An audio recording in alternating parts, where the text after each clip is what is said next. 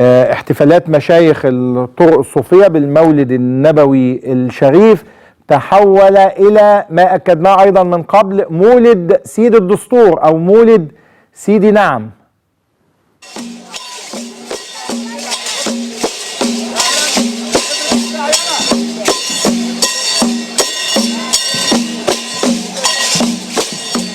الصوفية اللي قالوا ان عددهم وما لهمش عدد، احنا النهارده نازلين جزء بسيط مننا بنحتفل بمولد سيدنا رسول الله، ونازلين تأييدا للدستور.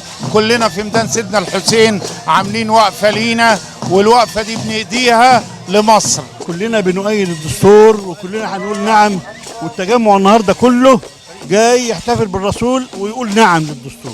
بقول للناس كلها كله ينزل للدستور بيقول نعم مع ترشيح السيسي بالتزكيه. النبي غير البريه من صفى من كل ظلم، الله من صفى من كل ظلم، الله كان للمولى وليا.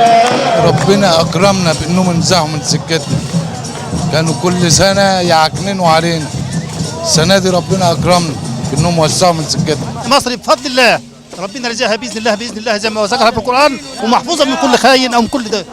واحنا ونعم للدستور والف الدستور والله. نعم للامن القومي للبلاد، نعم للهدوء بدل الانحلال الاخلاقي اللي كان موجود.